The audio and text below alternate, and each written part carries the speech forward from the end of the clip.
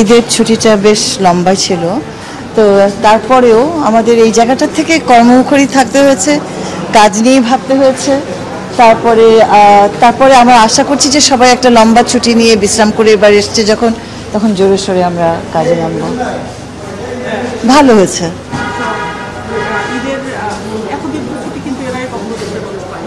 পাইনি, এবার পেলো ভালো, সবাই খুশি।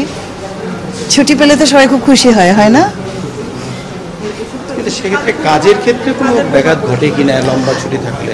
শোনো, এটা তো ডিপেন্ড করে on the individual responsible person. একদিক দিয়ে যেমন ছুটি, অন্যদিক দিয়ে সরকারি অফিসার্স আর উপদেষ্টাদের কিন্তু কখনো ছুটি থাকে না। তার মানে কি আমরা ফোন বন্ধ করে ফিল্ডের কোনো বাস্তবতা না জেনে চুপচাপ বসে থেকেছি? তা তো নয়। আমার মকাতে ছুটির মধ্যে, হলিডের মধ্যে ভায়োলেন্স হয়নি মেয়েদের উপরে, তো তখন কি আমরা বসে থেকেছি? না তো। অর্থাৎ যার যে দায়িত্ব তাকে তো সেটা পালন করতেই হবে।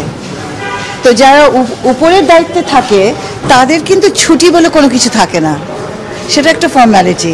আর ছুটি যারা উপভোগ করে তারা হলো জুনিয়র অফিসার্সরা, জুনিয়র স্টাফরা, তাদের তো অতখানি দায়িত্ব থাকে না। তো এই ছুটি সেই ছুটি নয় যে আমরা সব কিছু ভুলে টুলে গিয়ে ঘরে চুপচাপ বসে থাকবো।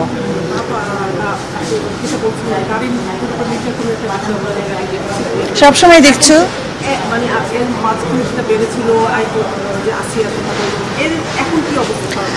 আমরা সারা দেশের অবস্থা, শোনো, নারী নির্যাতনের বিষয়টা কখনো কোনোদিনও এই দেশে একটা সুব্যবস্থার ভেতরে, একটা নিয়ন্ত্রণের ভেতরে কোনোদিনই ছিল না, কোনোদিনে আনতে পারিনি।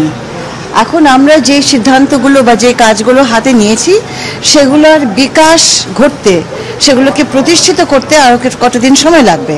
আমরা অনেকগুলো অ্যাকশন নিয়েছি, অনেকগুলো স্ট্রাকচারাল চেঞ্জ এনেছি, যেটা এখনও তোমাদের সামনে আমরা তুলে ধরিনি। আর এখানে আরেকটা জিনিস হচ্ছে, তোমরা নিশ্চয়ই খেয়াল করেছো যে প্রতিটি ভায়োলেন্স যখন আমাদের নজরে আসছে, আমাদের অফিসাররা সেখানে যাচ্ছে, মেয়েটির দায়িত্ব নিচ্ছে এবং তার ট্রিটমেন্টের দায়িত্ব নিচ্ছি আমরা, এবং তার লিগ্যাল প্রসেসও আমরা মনিটর করছি, এবং তার রিহ্যাবিলিটেশনের কাজও চলছে। আর যেখানে এবং যেহেতু এটা সারা বাংলাদেশে তো শিশু নির্যাতন এবং অন্যান্য অনিয়ম হরহামেশা হতে থাকে, এবং সেটাকে একটা সার্বিক জায়গায় তখনই তুমি সুব্যবস্থার ভিতরে আনতে পারবে যখন তোমার পুরো সমাজটা এবং পুরো শাসন ব্যবস্থাটা একটা সুষ্ঠু জায়গায় পৌঁছাবে। আমরা কি সেই জায়গাটায় পৌঁছাতে পেরেছি? এবং সেই জায়গাটা তোমরা যদি মনে করো যে এই 8-10 মাসে হয়ে যাবে, হবে না। তবে অনেকগুলো জায়গায় আমরা ইম্প্যাক্ট ফেলছি।